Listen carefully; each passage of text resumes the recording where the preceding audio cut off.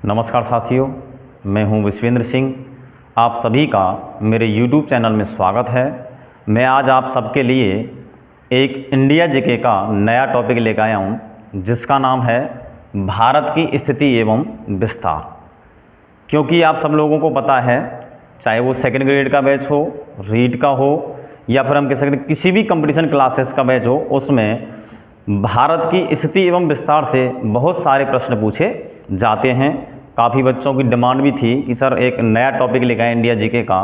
तो मैं सबसे पहले सामान्य परिचय की बात करूं या हम बात करते हैं भारत की स्थिति एवं विस्तार की। तो सबसे पहले देखिए, भारत की स्थिति एवं विस्तार की हम बात करें, भारत की स्थिति, भारत की स्थिति की हम बात करें तो भारत की स्थिति को हम दो पार्टों में पढ़ते हैं। सबसे पहले हम देखते हैं भारत की स्थिति को कि भारत की स्थिति एक तो देखते हैं अपन ग्लोब पर भारत की स्थिति, ग्लोब पर भारत की स्थिति, या हम कह सकते हैं विश्व में भारत की स्थिति। दूसरे पार्ट में अगर हम बात करें, एक तो बात करते हैं हम भारत की स्थिति में, एक तो विश्व में भारत की स्थिति किस प्रकार की है, और दूसरी हम बात करते हैं एशिया महाद्वीप में, एशिया महाद्वीप में भारत की स्थिति। अब हम ग्लोब की बात करें तो सबसे पहले मैं चर्चा करता हूं ग्लोब पर कि ग्लोब पर अर्थात विश्व में भारत की स्थिति किस प्रकार की है। तो भारत की स्थिति की अगर हम बात करें तो ग्लोब पर हम बात करते हैं, तो ग्लोब पर या भारत की जो स्थिति है विश्व में, वो है उत्तर पूर्वी गोलार्ध में। एक बार पुनः विद्यार्थी समझें, भारत की स्थिति की अगर हम बात करें तो भारत की स्थिति को हम दो पार्टों में पढ़ते हैं। एक तो पढ़ते हैं हम कि भारत की विश्व में स्थिति किस प्रकार की है, और एक पढ़ते हैं हम एशिया महाद्वीप में भारत की स्थिति किस प्रकार की है। तो मैं पहले बात करता हूं विश्व में भारत की स्थिति। तो पूरे संपूर्ण विश्व की अगर हम बात करें तो वहां पर भारत की जो स्थिति है वो उत्तर पूर्वी गोलार्ध में स्थित है। एशिया महाद्वीप की अगर हम बात करें तो एशिया महाद्वीप में भारत की जो स्थिति है वो है दक्षिणी, वो स्थिति है दक्षिणी, अर्थात हम कह सकते हैं कि एशिया महाद्वीप में भारत दक्षिणी दिशा में स्थित है, दक्षिणी दिशा में स्थित है। या फिर मैं कह सकता हूं, अपन बात करते हैं अक्षांश दृष्टि से, अक्षांश दृष्टि से भारत की स्थिति, अक्षांश दृष्टि से भारत की जो स्थिति है वो है उत्तरी गोलार्ध में। एक बार रिपीट कर रहा हूं, अक्षांशीय दृष्टि से अगर हम बात करें तो भारत की स्थिति उत्तरी गोलार्ध में स्थित है। देशांतरीय दृष्टि से बात करें, भारत की स्थिति की बात करें, वो है पूर्वी गोलार्ध में। ध्यान दें विद्यार्थी, अक्षांशीय दृष्टि से अगर मैं बात करूं तो भारत की जो स्थिति है वो उत्तरी गोलार्ध में है, और देशांतरीय दृष्टि से अगर मैं बात करूं तो भारत की स्थिति पूर्वी गोलार्ध में आती है। अर्थात हम कह सकते हैं कि विश्व में भारत की जो स्थिति है वो उत्तर पूर्वी गोलार्ध में स्थित है। ये बात आपको क्लियर हो जानी चाहिए। इससे पहले मैं आप लोगों को कहना चाहूँगा कि जो लोग मेरे चैनल को नया विजिट कर रहे हैं या जो लोग नए जुड़ रहे हैं मेरे चैनल से, तो सबसे पहले वो क्या करें, मेरे चैनल को सब्सक्राइब कर लें, और सबसे पहले लाइक बटन दबाएं, और साथ साथ शेयर करना नहीं भूलें, क्योंकि हमारी एक मिशन है ये हमारा कि ज़्यादा से ज़्यादा लोग हमारे चैनल से जुड़ें और ज़्यादा से ज़्यादा लोग हमारे वीडियो का क्या ले सकें, लाभ ले सकें। घर घर तक पहुँचना चाहिए हमारा वीडियो।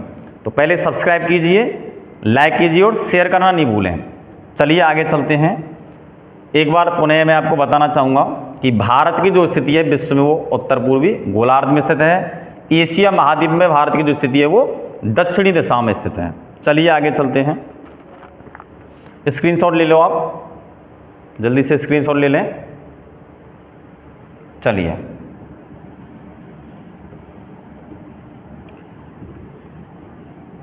अब बात करते हैं हम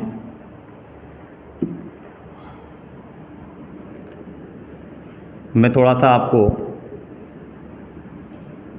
ग्लोब का एक मॉडल बना के समझाना चाहूँगा। यह है पृथ्वी का प्रतिरूप जिसको हम ग्लोब कहते हैं, और इसके मध्य से मैंने एक रेखा खींची है, इसको बोलते हैं 0 डिग्री अक्षांश रेखा। 0 डिग्री अक्षांश रेखा, या इसको भूमध्य रेखा के नाम से भी जाना जाता है। भूमध्य रेखा के नाम से भी इस रेखा को जाना जाता है। ये रेखा ऐसी अक्षांश रेखा है जो पूरे संपूर्ण जो हमारी पृथ्वी है उसके मध्य से इसको खींचा जाता है।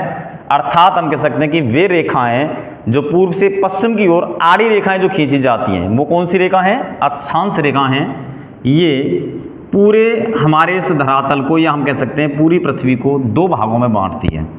0 डिग्री अक्षांश रेखा संपूर्ण हमारी पृथ्वी को दो गोलार्धों में बांटती है। अगर हम बात करें इसके उत्तर की, तो 0 डिग्री अक्षांश जो रेखा है हमारी, इसके उत्तर की बात करें तो ये हो गया उत्तरी गोलार्ध, या 0 डिग्री अक्षांश रेखा का ऊपर का जो हिस्सा है वो उत्तरी गोलार्ध में, और उसके दक्षिण का जो हिस्सा है वो दक्षिणी गोलार्ध कहलाता है। विद्यार्थी एक बार पुनः ध्यान दें कि 0 डिग्री भूमध्य रेखा जो लाइन है हमारी है, या अर्थात 0 डिग्री जो अक्षांश रेखा है हमारी, वो इसके उत्तर की बात करें तो इसके उत्तर में उत्तरी गोलार्ध और दक्षिण में दक्षिणी गोलार्ध, अर्थात पूरी हमारी पृथ्वी को ये दो भागों में उत्तरी गोलार्ध और दक्षिणी गोलार्ध में बांटती है। अब हम बात करते हैं हमारे भारत की। तो भारत देश आपको पता है एशिया महाद्वीप है वो हमारा इस प्रकार है, और एशिया में दक्षिण में है।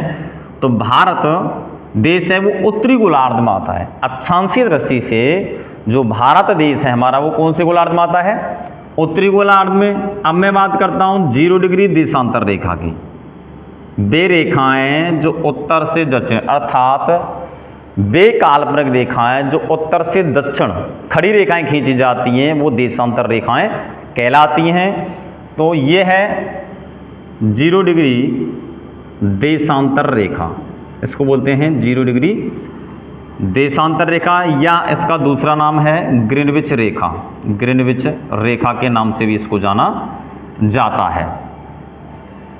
इस रेखा की बात करें तो इस रेखा के 0 डिग्री अक्षांश 0 डिग्री अक्षांश की बात करी हमने। इसके बाद हम बात करते हैं 0 डिग्री देशांतर रेखा की।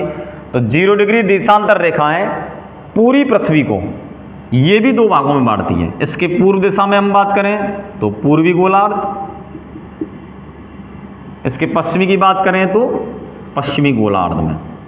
पश्चिमी गोलार्ध में, अर्थात अब हम बात करें भारत की स्थिति की, तो भारत की जो स्थिति है इस 0 डिग्री देशांतर रेखा के पूर्व में स्थित है। भारत पूर्व में आता है इसलिए पूर्वी गोलार्ध, और अक्षांश दृष्टि से हम बात करें तो भारत उत्तरी गोलार्ध में आता है। अर्थात मैं कह सकता हूँ, या हम कह सकते हैं कि भारत की जो स्थिति है, भारत की स्थिति उत्तर पूर्वी गोलार्ध में स्थित है। अब आप लोग समझ गए होंगे कि भारत की जो स्थिति है विश्व में उत्तरी पूर्वी गोलार्ध में स्थित है, अर्थात भारत उत्तर पूर्वी गोलार्ध में स्थित है। एशिया के आधार पर बात करें हम, एशिया में भारत की जो स्थिति है वो दक्षिणी दिशा में स्थित है। अब आप लोगों की समझ में आएगा। एक चीज़ मैं और क्लियर करना चाहूँगा सभी विद्यार्थियों के लिए, हमारी ये जो अक्षांश रेखा हैं 0 डिग्री अक्षांश रेखा, जिसको विषुववृत्त रेखा के नाम से भी जाना जाता है, भूमध्य रेखा के नाम से भी जाना जाता है, ये रेखाएं, या हम कह सकते हैं अक्षांश रेखाओं की, कभी कभी प्रश्न पूछ लिया जाता है अक्षांश रेखाओं की कुल संख्या। अक्षांश रेखाओं की कुल संख्या, तो हम बात करते हैं, देखिए इधर से ऊपर चलते हैं उत्तरी गोलार्ध में, तो 90 उत्तरी गोलार्ध में होती हैं अक्षांश रेखाएं, और 90 रेखाएं दक्षिणी अक्षांश में होती हैं। अर्थात 90 रेखाएं उत्तरी गोलार्ध में और 90 रेखाएं दक्षिणी गोलार्ध में जो अक्षांश रेखाएं वो होती हैं। अर्थात हम कह सकते हैं कि कुल अक्षांश रेखाएं 180 होती हैं, 90 प्लस 90। और एक चीज़ विशेषकर ध्यान रखें, एक नई लेटेस्ट में एक चीज़ और बता रहा हूं मैं आपके लिए कि एक रेखा इसको भी सम्मिलित कर लिया गया है 0 डिग्री भूमध्य रेखा को भी एक अक्षांश रेखा अब वर्तमान में मान लिया गया है, इसलिए एक और प्लस कर देते हैं। तो बराबर की अगर हम बात करें तो अक्षांश रेखाओं की कुल जो संख्या है वो 181 है। सभी विद्यार्थी ध्यान दें, वर्तमान में अक्षांश रेखाओं की कुल संख्या 181 है। चलिए आगे चलते हैं हम। अब मैं देशांतर रेखाओं की बात करूं तो ये है 0 डिग्री देशांतर रेखा, जिसको ग्रीनविच रेखा के नाम से भी जाना जाता है। और ये रेखा 0 डिग्री देशांतर रेखा जो है, जो ग्रीनविच रेखा, ये संपूर्ण विश्व का समय निर्धारण रेखा अर्थ कहते हैं। या हम कह सकते हैं कि 0 डिग्री देशांतर रेखा जो है संपूर्ण विश्व में समय मानक रेखा निर्धारित की गई है, या समय निर्धारण करती है पूरे विश्व में ये रेखा। अब हम बात करते हैं देशांतर रेखाओं की, कुल देशांतर रेखाएं या कुल देशांतर रेखाओं की संख्या। तो ध्यान दीजिए, कुल देशांतर रेखाओं की अगर हम बात करें, ये जो 0 डिग्री देशांतर रेखा है, इसकी अगर हम पूर्व में चलते हैं तो 179 रेखाएं। अब तक आपने पढ़ा हुआ 180 रेखाएं पूर्व में होती हैं और 180 रेखाएं पश्चिमी दिशा में होती हैं। लेकिन मैं आपको बताना चाहूँगा कि 179 रेखाएं तो पूर्वी होती हैं, जिसको पूर्वी देशांतर रेखा बोलते हैं। 179 पूर्वी देशांतर रेखाएं। और इधर पश्चिम की अगर बात करूं तो 179 रेखाएं, या इसको बोलते हैं पश्चिमी देशांतर रेखाएं। 179 रेखाएं पूर्वी दिशा में और 179 रेखाएं पश्चिमी देशांतर में। अब आप करेंगे सब ये तो 180 और 180 360 रेखाएं होती हैं कुल। लेकिन मैं आपको बताना चाहूँगा कि 179 रेखाएं पूर्वी दिशा में होती हैं और 179 रेखाएं पश्चिम की तरफ होती हैं। अर्थात अब मैं बात करता हूँ, ये 0 डिग्री जो देशांतर रेखा है, इसके पीछे एक रेखा और होती है। इस रेखा के जस्ट पीछे की साइड में एक रेखा और होती है, उसको बोलते हैं 180 डिग्री। क्या बोलेंगे उसको? इसके साथ में ना तो पूर्वी जोड़ेंगे और ना पश्चिमी जोड़ेंगे। तो इस रेखा को कहते हैं हम अंतरराष्ट्रीय तिथि रेखा। इस रेखा का नाम है अंतरराष्ट्रीय तिथि रेखा। अंतरराष्ट्रीय तिथि रेखा के नाम से भी इसको जाना जाता है। अर्थात 0 डिग्री देशांतर रेखा के पीछे की साइड में, ग्लोब पर हम पीछे की साइड में बात करें तो इसके पीछे एक रेखा होती है 180 डिग्री देशांतर रेखा। उसके साथ में ना हम पूर्वी जोड़ते हैं और ना ही पश्चिमी, वो एक ही रेखा होती है जिसको बोलते हैं 180 डिग्री। क्या बोलेंगे उसको? 180 डिग्री अंतरराष्ट्रीय तिथि रेखा के नाम से उसको जाना जाता है। तो देखिए विद्यार्थियों, 179 ये हो गई, 179 ये हो गई, और एक रेखा ले ली हमने इसके पीछे, कौन सी? 180 डिग्री देशांतर रेखा, जिसको अंतरराष्ट्रीय तिथि रेखा के नाम से जानते हैं। और इसके बाद में एक ये जो रेखा आपको दिख रही है 0 डिग्री देशांतर रेखा, इसको भी इसमें सम्मिलित किया जाता है, जिसे ग्रीनविच रेखा के नाम से जाना जाता है। तो 179 इधर हो गई, 179 इधर हो गई ये रेखाएं। उसके अलावा 179 और 179 कितने हो गए बताइए? 358 रेखाएं। कितनी रेखाएं हो गई? 358 रेखाएं। और एक जोड़ देंगे इसमें हम, एक रेखा जोड़ दी, कौन सी? अंतरराष्ट्रीय तिथि रेखा, और एक रेखा 0 डिग्री देशांतर रेखा। तो अर्थात हम कह सकते हैं कि कुल जो देशांतर रेखाएं हैं, कुल देशांतर रेखाओं की संख्या 360 है। अब आपकी समझ में आ गया होगा कि कुल अक्षांश रेखाओं की संख्या 90 उत्तरी गोलार्ध में और 90 दक्षिणी गोलार्ध में। कुल अक्षांश रेखाएं 190, और एक रेखा है आपकी कौन सी? 0 डिग्री अक्षांश रेखा। कुल मिला के हम बात करें तो अक्षांश रेखाओं की कुल संख्या 181 होती है। और कुल देशांतर रेखाओं की अगर हम बात करें तो कुल देशांतर रेखा होती हैं 360 रेखाएं। अब आपकी समझ में आ गया होगा। चलिए अब मैं आगे चलता हूँ, उससे पहले आप स्क्रीनशॉट ले लें इसका।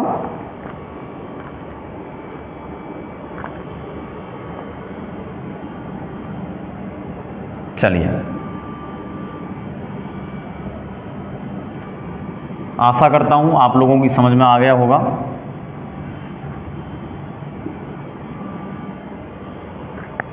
चलिए आगे चलते हैं। अब हम बात करते हैं भारत के विस्तार की। भारत के विस्तार की हम बात करें, मैं विस्तार आपको बताने वाला हूँ। उससे पहले एक बार मेरे चैनल को सब्सक्राइब कर लें और शेयर करना नहीं भूलें। फटाफट से शेयर दबा दें, आप शेयर जरूर करें विद्यार्थियों के लिए। चलिए, विस्तार की अगर हम बात करें तो भारत के विस्तार की अगर हम बात करें तो वही दो प्रकार से विस्तार का हम अध्ययन करते हैं। तो अगर विस्तार की हम बात करें तो विस्तार में हम पढ़ेंगे, एक तो भारत का विस्तार बिंदुओं के आधार पर,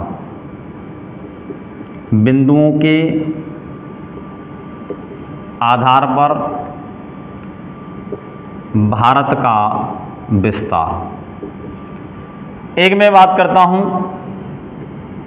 अक्षांश व देशांतर रेखाओं के आधार पर, अक्षांश व देशांतर रेखाओं के आधार पर भारत का विस्तार।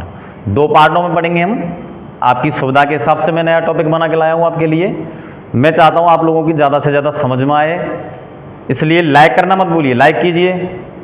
देखिए मत, लाइक करना नहीं भूलें, लाइक कीजिए आप। चलिए आगे चलते हैं। बिंदुओं के आधार पर भारत का विस्तार, तो मैं बिंदुओं के आधार पर बात करूं तो देखिए, बिंदुओं के आधार पर भारत का उत्तरतम बिंदु या भारत का उत्तरी बिंदु कौन सा है? उत्तरी बिंदु की अगर हम बात करें, इंदिरा कौल। भारत का उत्तरी बिंदु इंदिरा कौल कहाँ पड़ता है? लद्दाख में। पहले जम्मू कश्मीर में आता था, अब ध्यान दीजिए जम्मू कश्मीर और लद्दाख को केंद्र शासित प्रदेश बना दिया गया है। भूलिएगा मत, पहले जम्मू कश्मीर था, अब ये क्षेत्र कहाँ आता है? लद्दाख के अंतर्गत आता है। उत्तरतम बिंदु कौन सा है भारत का? इंदिरा कौल। दूसरी बात करते हैं हम, वो ये है दूसरे बिंदु में भारत का दक्षिणी बिंदु। भारत का दक्षिणी बिंदु की हम बात करें तो इसमें मैं कहना चाहूँगा, एक तो मुख्य भूमि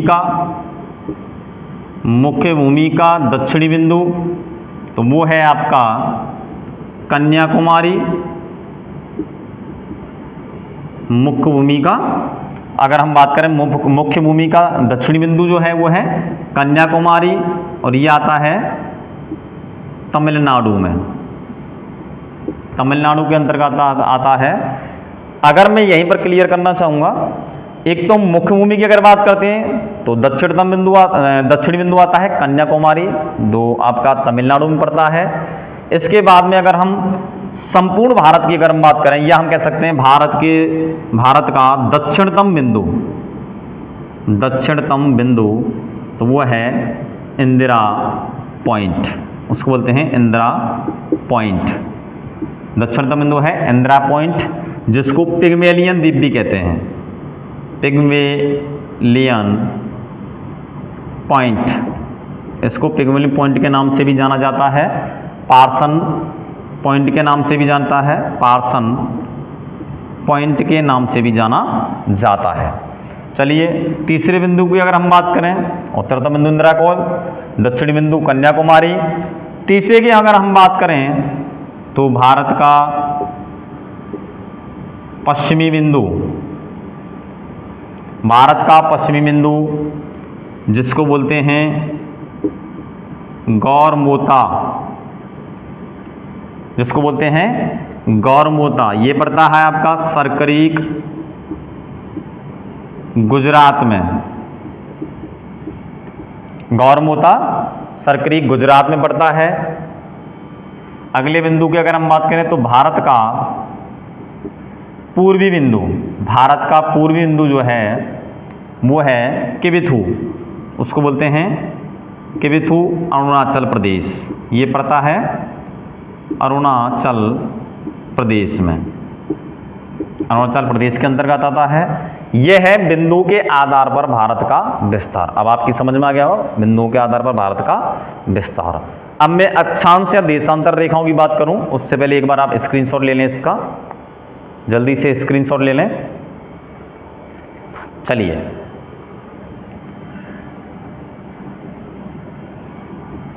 अब आगे बात करते हैं अक्षांश व देशांतर रेखाओं के आधार पर। अक्षांश व देशांतर रेखाओं के आधार पर बात करें तो देखिए, अक्षांशीय दृष्टि से अगर हम बात करें, अक्षांश व देशांतर रेखाओं के आधार पर अगर हम बात करें तो भारत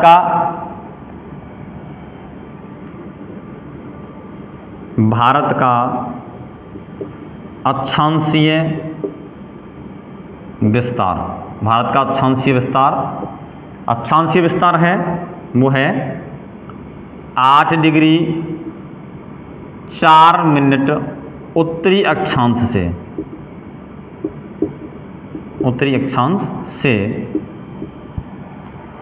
भारत का अक्षांशीय विस्तार जो है वो है 8 डिग्री 4 मिनट उत्तरी अक्षांश से 37 डिग्री 6 मिनट उत्तरी अक्षांश तक, ये ध्यान रखें। भारत का अक्षांशीय विस्तार है 8 डिग्री 4 मिनट उत्तरी अक्षांश से 37 डिग्री 6 मिनट उत्तरी अक्षांश तक।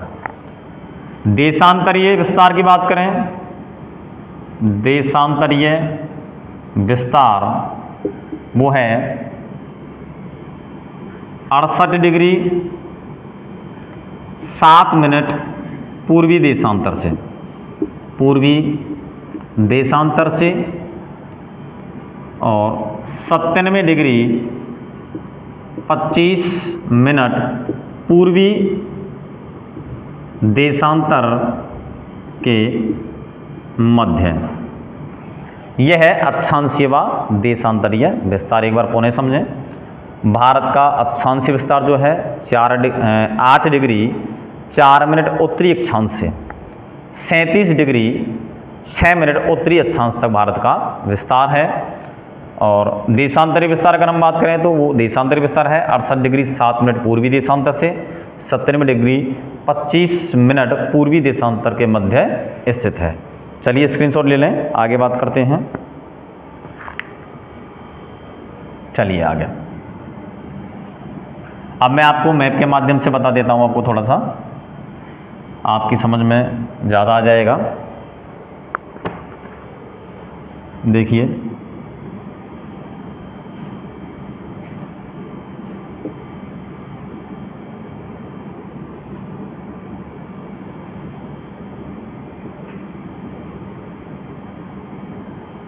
ये भारत का मैप है। इसके आधार पर हम बात करें, जैसे मैंने अभी आपको बताया उत्तरतम बिंदु, तो यहाँ देखिए उत्तरतम बिंदु की बात करते हैं हम। तो यहाँ बताया था मैंने आपको इंदिरा कौल लद्दाख में पड़ता है। दक्षिणी बिंदु जो बताया था मैंने, दक्षिणी बिंदु पड़ता है आपका कन्याकुमारी तमिलनाडु में। पश्चिमी बिंदु बताया था मैंने आपको गौरमोता सरक्रीक में पड़ता है, सरक्रीक गुजरात में। पूर्वी बिंदु की बात करें तो वो पड़ता है किविथू अरुणाचल प्रदेश में। चलिए ये तो रहा बिंदुओं के आधार पर भारत का विस्तार। अब मैं बात करता हूं अक्षांश व देशांतर रेखाओं के आधार पर। तो देखिए यहां होके ये एक अक्षांश रेखा गुजरती है, ये अक्षांश रेखा है। ये रेखा है आपकी 8 डिग्री 4 मिनट उत्तरी अक्षांश, इसको बोलते हैं उत्तरी अक्षांश। यह है 8 डिग्री 4 मिनट उत्तरी अक्षांश। क्योंकि आपको पता है भारत का जो विस्तार है वो 0 डिग्री भूमध्य रेखा के या अक्षांश रेखा के उत्तर में, इसलिए उत्तरी गोलार्ध में है। 8 डिग्री के बाद में चलते हैं हम ये एक अक्षांश रेखा गुजरती है, इसका नाम है 37 डिग्री 37 डिग्री 6 मिनट उत्तरी अक्षांश, उत्तरी अक्षांश बोलते हैं इसको। 37 डिग्री उत्तरी, या हम कह सकते हैं 37 डिग्री 6 मिनट उत्तरी अक्षांश। इसके बाद में बात करते हैं हम यहाँ देशांतर रेखाओं की बात करते हैं। तो ये देशांतर रेखा गुजरती है, इसका नाम है 68 डिग्री 7 मिनट पूर्वी देशांतर से, क्योंकि भारत पूर्वी गोलार्ध में आता है, पूर्वी देशांतर बोलेंगे इसको। इधर बात करते हैं हम यहाँ, तो यहाँ एक रेखा गुजरती है, उसको बोलते हैं 97 डिग्री 25 मिनट पूर्वी देशांतर, पूर्वी देशांतर। आशा करता हूँ बहुत ही अच्छे तरीके से आपके समझ में आया होगा। मैप के माध्यम से बहुत अच्छा मैंने आपको समझाने का प्रयास किया है। और इसका दक्षिणी जो बिंदु अभी मैंने आपको बताया था कन्याकुमारी, और इसके यहाँ एक ग्रेट निकोबार पड़ता है वो आगे, और वहाँ भारत का दक्षिणतम बिंदु पड़ता है, उसको बोलते हैं इंदिरा पॉइंट। चलिए, ये रहा हमारा भारत की स्थिति एवं विस्तार के बारे में मैंने आपको चर्चा की है, और आशा करता हूँ बहुत अच्छे तरीके से आपकी समझ में आया होगा। इसलिए एक बार मेरी वीडियो को शेयर करना नहीं भूलें, और एक लाइक कीजिए आपकी समझ में आया है तो। और निश्चित तौर पर जो बच्चे नए विजिट कर रहे हैं मेरे चैनल को, वो सब्सक्राइब करना नहीं भूलें, ज़्यादा से ज़्यादा सब्सक्राइब करें। जय हिंद, जय भारत, नमस्कार साथियों।